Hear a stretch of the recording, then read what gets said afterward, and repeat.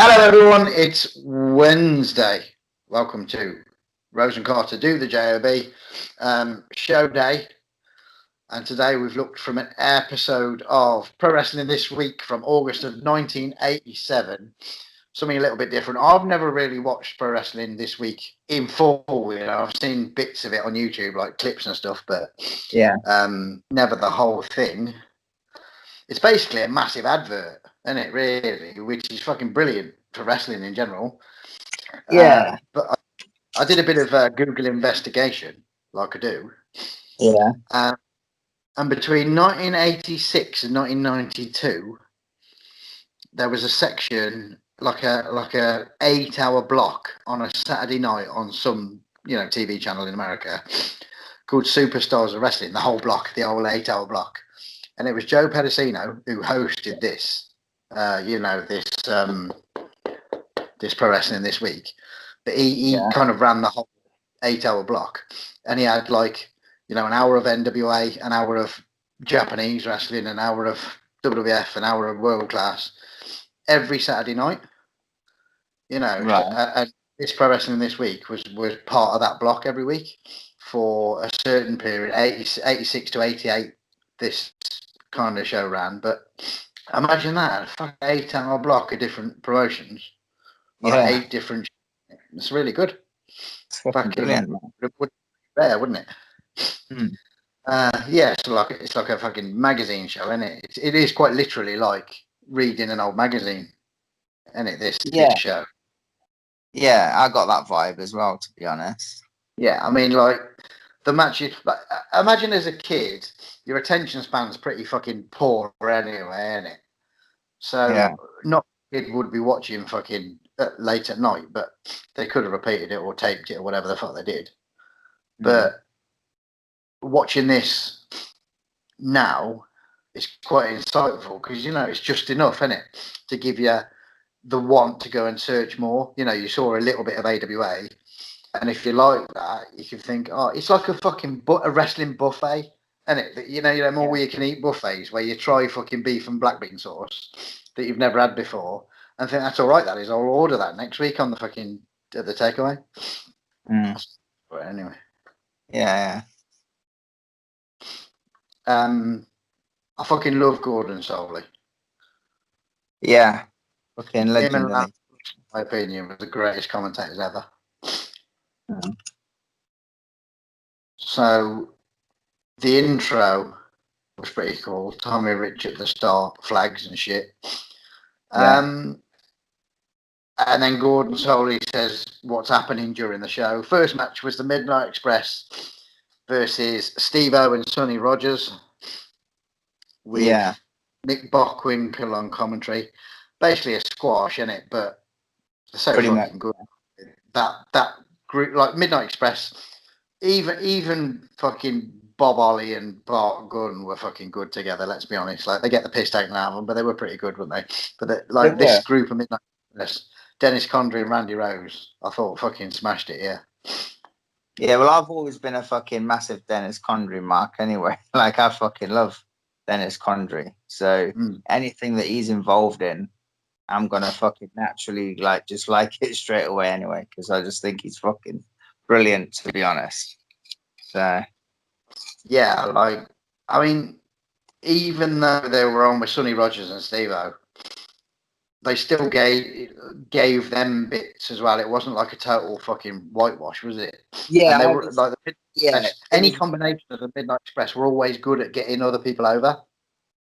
Yeah, I think it wasn't quite a squash, but it was, probably 80% right there, 70%, 80% them, Like even Bobby and Stan Lane, or Bobby and Dennis, or whatever combination it was, they were never greedy, were they?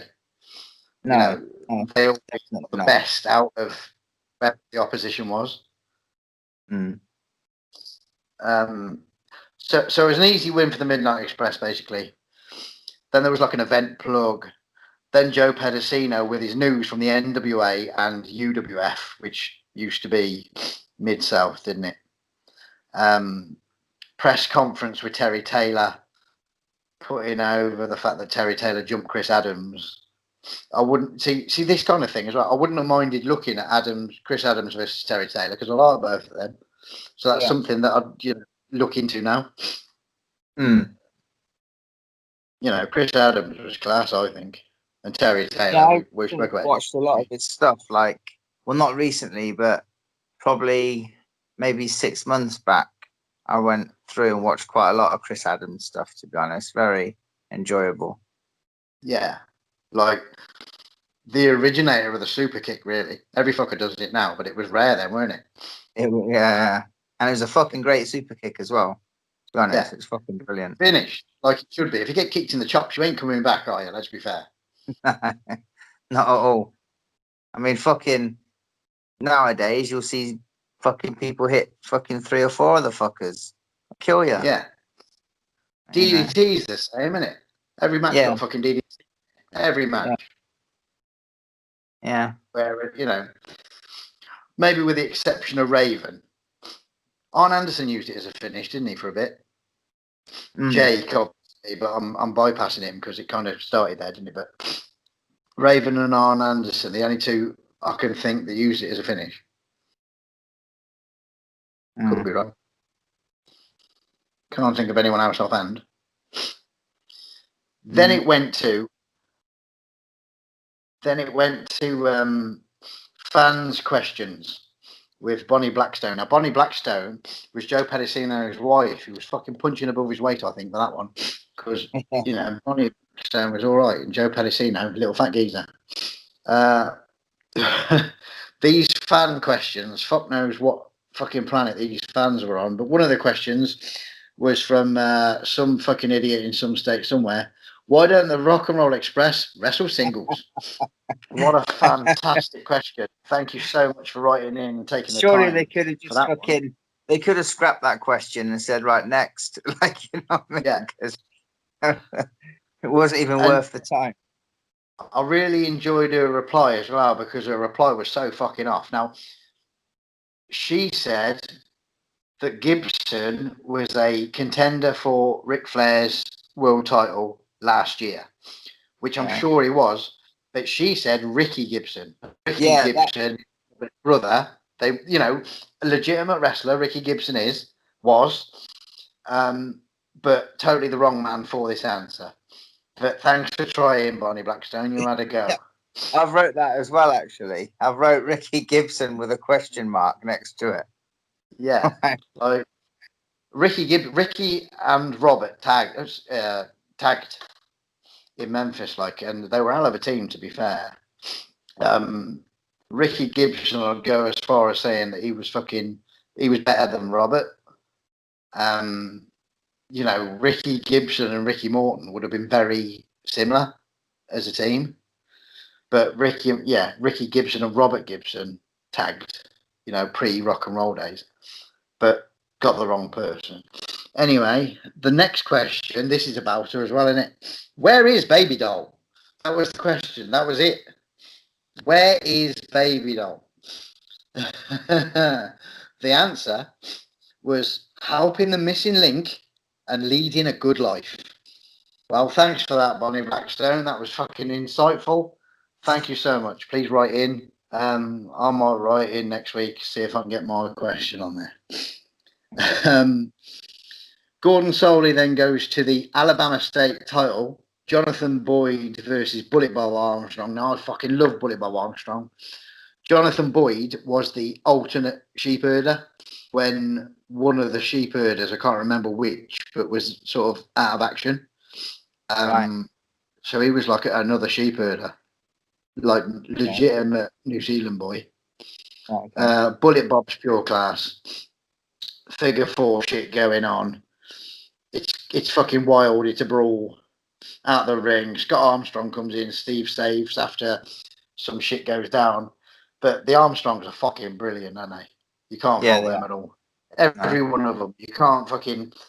they're all kind of different styles to a degree. Road Dogg's obviously the most successful. Yeah. But fucking hell, they're all good, aren't they? Yeah.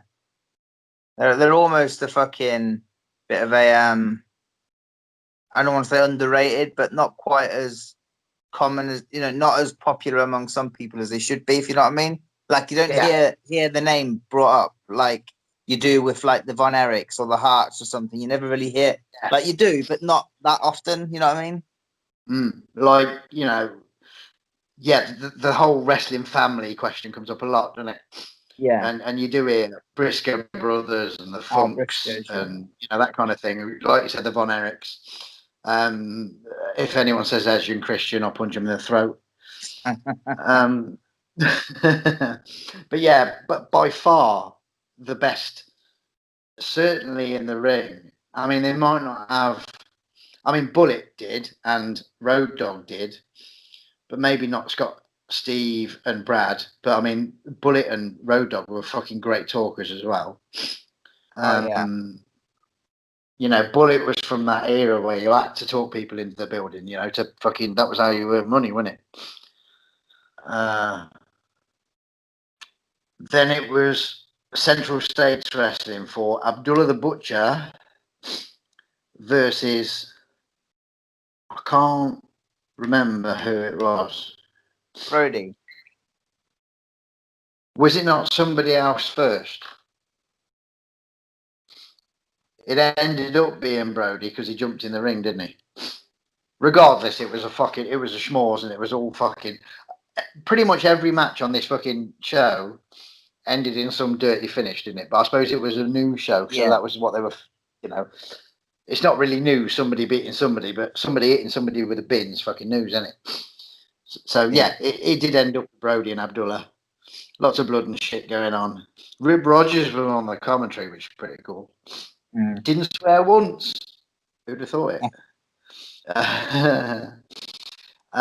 Then there were some more plugs for Central States Wrestling Live, advertising Kurt Hennig versus DJ Peterson for the AWA title. I fucking love DJ Peterson, and everyone knows I love Kurt, so that'll be all right. I think I might go. Then it was Memphis for Jeff Jarrett and Billy Travis versus Keith Robertson and Buddy James. Don't know who they are, but I know Billy Travis and Jeff Jarrett, obviously. Another bit of a fucking mugging, really. Jarrett dropkick for the win. Southern tag title, but it just gave you that glimpse of Memphis wrestling.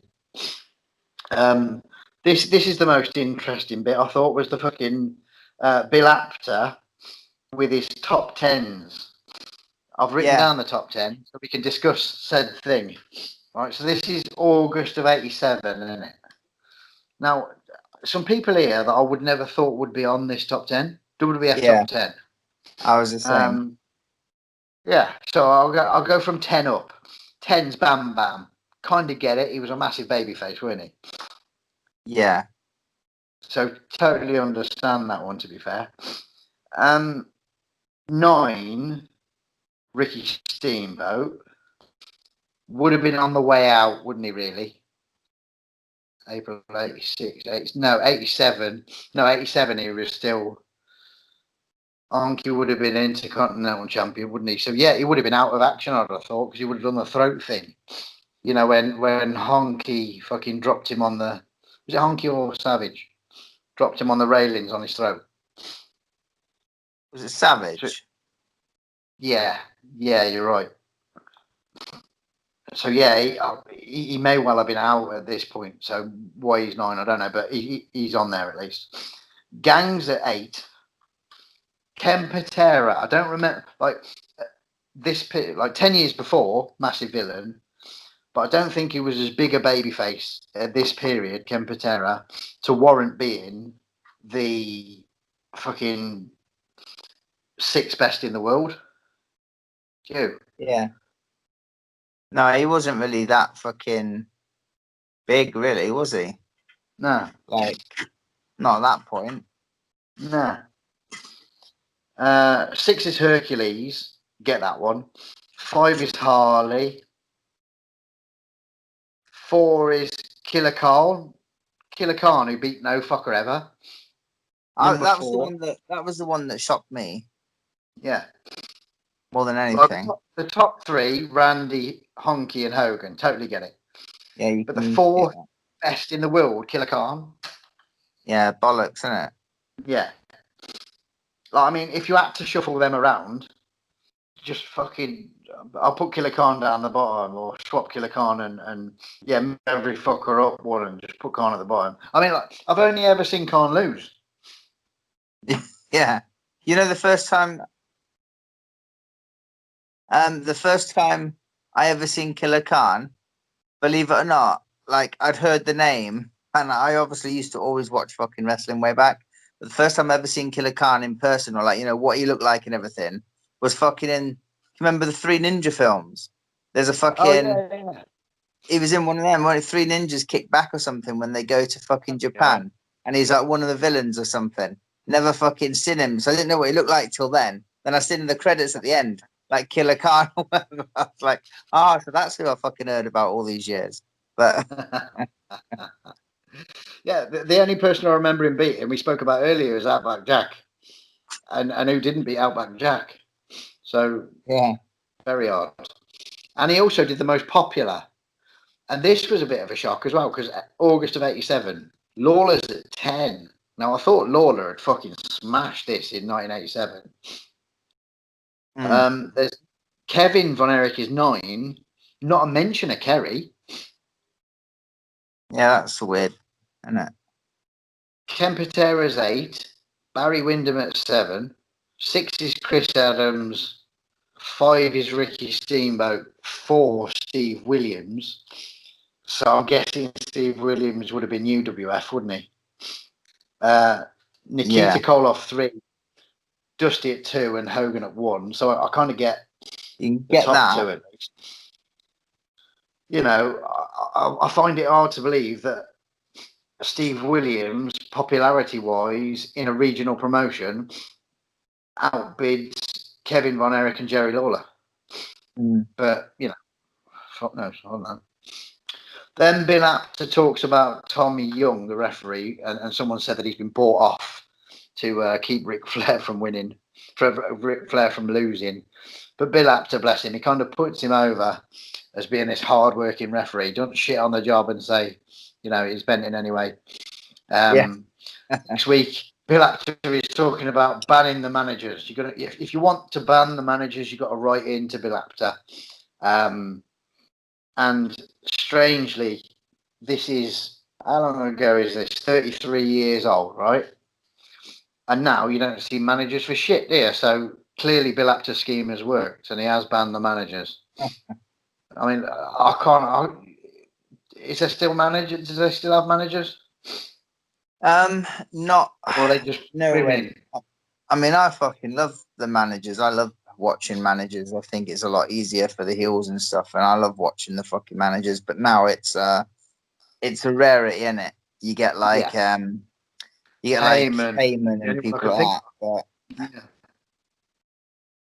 But yeah, they were so different as well. They were proper characters, you know, so different. Everybody had their own unique management style and look, and you know, you had Fuji with the fucking bowler hat and the cane, fucking Heyman with the phone, Hart with the megaphone, Bobby Heenan, who just had his fucking, he was his brain, really. That was the gimmick that he took to the ring with him, really, wasn't it? Doing his fucking dancing, it was fucking brilliant. Like, they were just that addition that is fucking, it's a terrible loss, I think. Fucking managers and tag team wrestling, they'll never be the same again, will they? No. Next up is John Tatum and Jack Victory from Wild West Wrestling, which was kind of like a fucking offspin of World Class, because Bill Mercer was doing the commentary.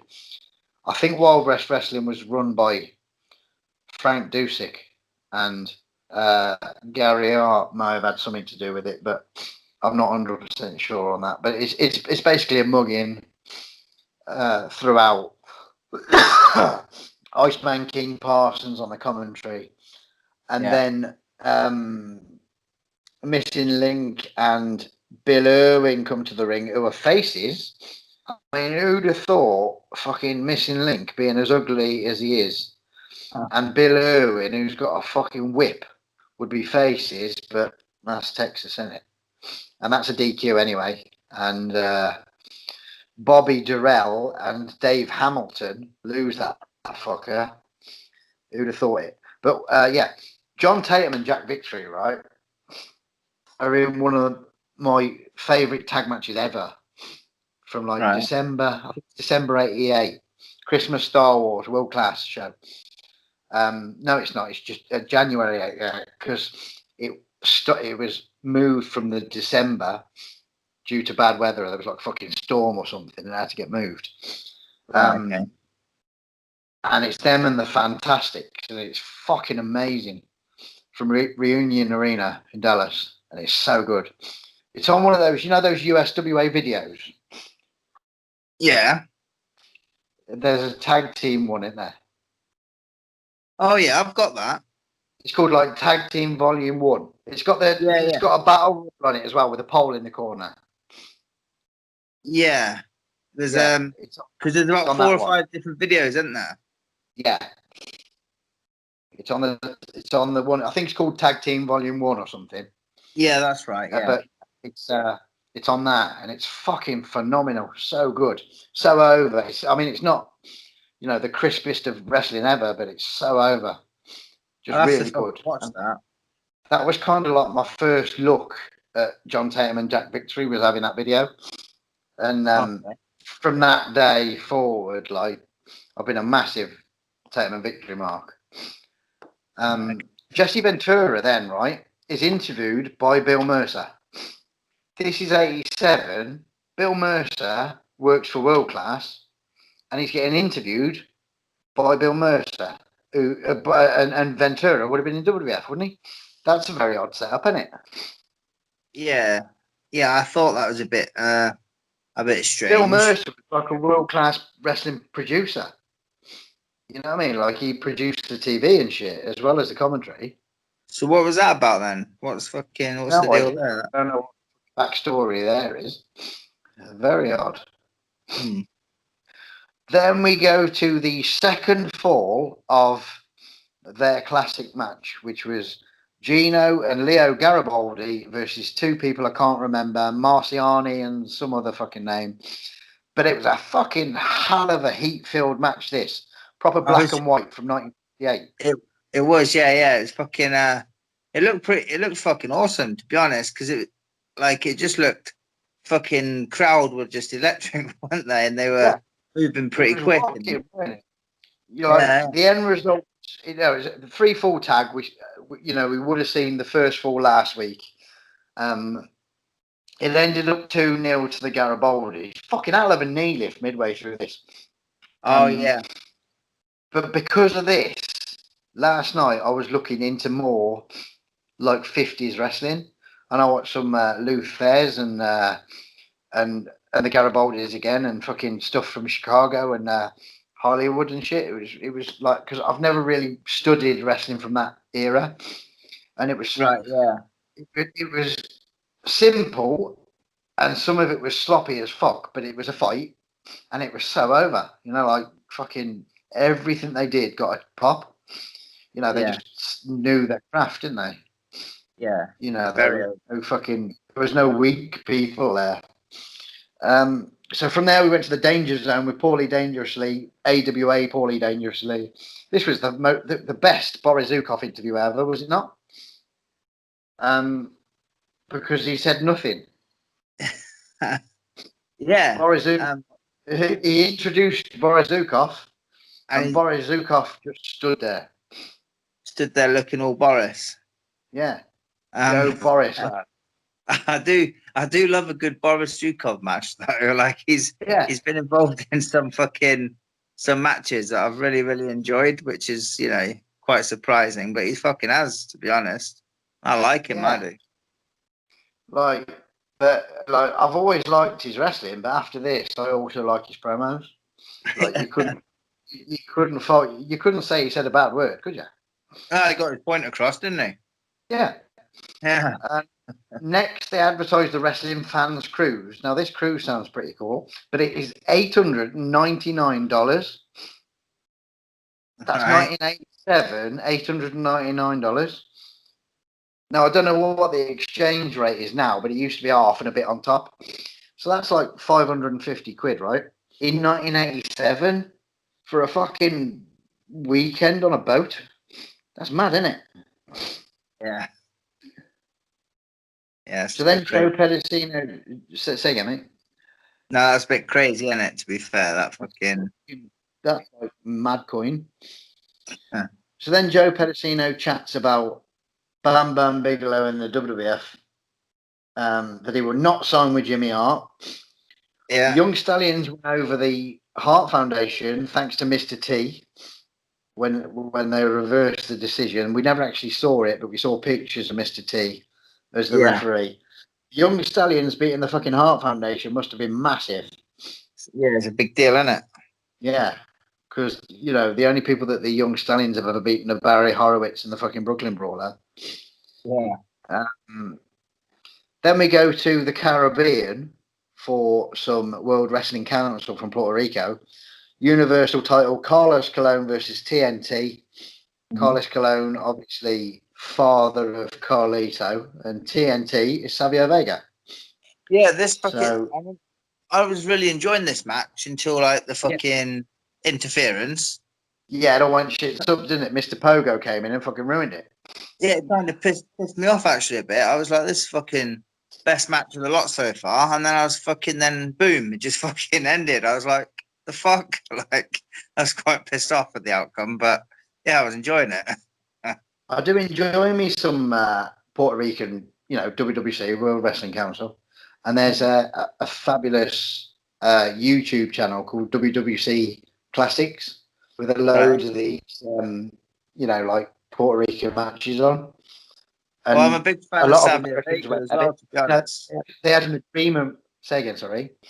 I'm a big fan of Savio Vega as well. I think he's fucking good, like, really, really good. So, like, even Quang, I'm marked for Quang. Yeah, me too. Yeah, me too.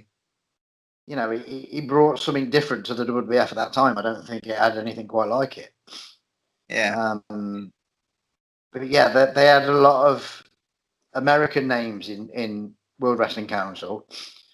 You know, I quite like to see sort of middle card Americans do well in other countries. You know, that's something that really fucking fascinates me. And there's plenty of that going on in Puerto Rico. So that WWC Classics is cracking YouTube channel. There's an interview with Kareem Mohammed with Hugo Savanovic, who used to be the fucking Puerto Rican, whatever, Spanish announce team, didn't he? Yeah. And then they go to the WFIA. I'm not quite sure what it stands for. Wrestling Fans International Association, something like that. But it's a wrestling fans group who held their awards in Birmingham, Alabama. The awards were given out to Velvet McIntyre for Female Wrestler of the Year, 1987. Bear in mind, this is August. So why would you have a fucking awards in August for the Wrestler of the Year in fucking August? It's only August. Only 7 months gone. What? Yeah, 8 months gone. So how do you know that in November you're not going to have another fucking best wrestler of the year? Odd. I don't know the rules. Odd. Velvet McIntyre wins the women's female wrestler of the year. Velvet McIntyre, the only thing I can remember her doing was WrestleMania 2, where she lost to Moolah in like 15 seconds. Yeah. People's Choice, Wendell Cooley, but that was because it was in Birmingham, Alabama, bound to be. Doug Furniss was Rookie of the Year, strong man. Wrestler of the Year was Bob Armstrong. Well deserved. I'm not saying anything other than that, but again, it's because it's in Alabama, so he's bound to be over. But he did hell of a speech saying, you know, never quit, fucking stick to your dreams, yada yada. Yeah. Very inspirational, Bullet Bob. Best TV show was the one that we're watching, Pro Wrestling This Week, and Gordon Soley was the commentator. Gordon, rightfully so, greatest commentator in the world ever, in my opinion. The feature match now is from World Class, isn't it? Ted Arcidi, who actually looked better here than when he got to the WWF. I'm not sure how he got worse. Tim Brooks, Len Denton, who used to be the grappler, versus Tommy Lane and Mike Davis of the Rock and Roll RPMs, and Matthew Bourne a la Doink. Percy is with the RCD Brooks and Denton team. We don't see a lot of it, and the finish is again a bit of a fucking DQ. Not sure why. What the fuck's going on? Another one of them, isn't it? The finish. What was the finish again? Bourne kills Percy and pins Percy. I was pissing myself when Percy was selling on the floor like a fucking spazzy fish or something. He was fucking brought in over the top rope, weren't he? And he was fucking Percy on the floor like having some sort of fucking seizure. It looked like to me. It was fucking hilarious, to be honest. And then it made it funnier when he was getting pinned. And there was one ref in there, and then Bronco Lubitsch comes down and fucking changes the decision, but I'm not sure there was a decision anyway, because the man that got pinned wasn't even in the fucking match. It's like, you know, what's it going to be next? If the man on the fucking third row submits, does that mean that the match is fucking finished? Yeah. It's mad, isn't it? So that's that. There wasn't really a lot to the match, but isn't to any of them. We're off to Portland next. Yeah. For Art Barr, who became the Love Machine, Eddie Guerrero's tag partner. Yeah. The Love Machine, who I loved in AAA when I was younger. Versus Art Cruz, all the arts. Sandy Barr is the dad of Art Barr, and he's the referee. And he's the Jimmy Jack Funk is Art Barr's brother, isn't it? Jesse Barr. Bit of a family affair. Right. So the referee pulls Cruz off like twice. 2 front suplexes, Cruz is over. That's it. I don't know fuck all about Cruz, to be fair. No, mate. He looked fucking good though, didn't he? Big man. That's what that's the last line that I put for that match was Cruz looked great. Fucking looked like a unit, didn't he? And yeah. I was surprised. I don't know anything about him. Don't think I'd ever heard of him before. No, not me. I don't think I've seen him before. I'll need to do a Google. Yeah. But yeah, there was nothing to this really, other than Art Barr getting shit on. But Art Barr was only young at the time, so he's just kind of ham and egging money. International matches next from Quebec in Canada. Yvonne Lavandor versus Steve Strong. I can say that one better. Big elbow from the middle, and then a masked man comes in and it's Strong. What the fuck? It's Dave Schultz. Takes the mask off. It's Dave Schultz. Yeah. But Steve Strong I have seen before, because I've seen a lot of this Quebec wrestling, international wrestling it was called, I think. Or international wrestling from Quebec or some shit like that. And that's Steve Strong. He did like a week in WCW in like 1991 or something. And he looked like a fucking beast as well, didn't he? He was a proper, you know, strange that he never did more, because, you know, he would have been the ideal type for Vince, wouldn't he? Yeah. You know, a proper beast of a man. More plugs. Wrestler of the Week on this episode was given to Gordon Soley, and then there was like clips of him from Continental Wrestling, which is fabulous, by the way. If you've not seen Continental Wrestling, go and do it. It's fucking amazing. Basically, the show's a massive advert for wrestling in general. For my attention span, which is pretty wank anyway, you know, I fucking 10 minutes into a match, I want it to be over and see another match, if you know what I mean, sometimes. Yeah. I enjoyed it as a whole. It was quite a different, a strange kind of concept, but very different, isn't it? Just the way they do it. Yeah. And it's like, it's kind of... It's only the same as any other sport would have a show just like this. You know what I mean? Like, fucking football does it all the time, doesn't it? It only shows you the goals. Yeah. You don't need to see the rest of it. You only care about the goals. So this is just the pins or the fucking, you know, the deciding falls. It's the same kind of thing, isn't it? Yeah, that's basically what it is. Just keep you up to date on what's going on, kind of thing. Yeah. It's just a ticket, I think. I don't remember anything like it before, and there's never been anything since, and it's a shame, really. But I don't think there'll ever be anyone who can bring everybody together. You know, like now, if one person was to run a show that got everybody involved in wrestling together, like, because he obviously had to get permission from these people to show their footage, or even from Vince to show the fucking photographs of the Hart Foundation and the Young Stallions. Yeah. Like, and they did show WWF matches on this. I know that. It just wouldn't happen, would it? Everyone's so fucking egotistical, and one person doesn't like the other person, and nobody wants to put any other promotion over. So you're not going to get a show with fucking WWE, fucking Impact and AEW on, which is the equivalent of this nowadays, are you? Because fucking AEW will want the main event spot, and fucking Vince will want the main event spot, and it's just not going to happen, which is a shame. I don't see why we can't all get along, but that's that. Yeah, very different, and yeah, very enjoyable. Friday's the Batten Twins.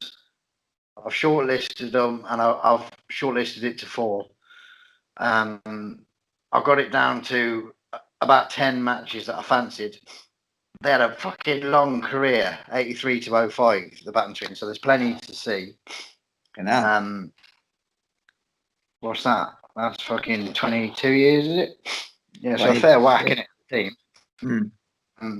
Yeah, I've got it to 4 from that vast period, and I'm quite looking forward to them.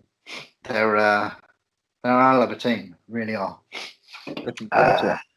That's them, and then we're doing Kamala Monday. Yep. Next week, right?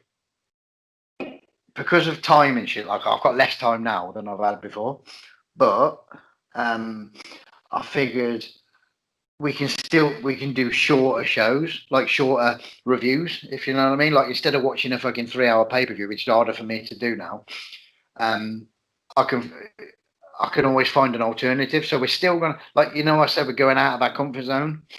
Yeah. Next week we're going out of our comfort zone. We are still going out of our comfort zone.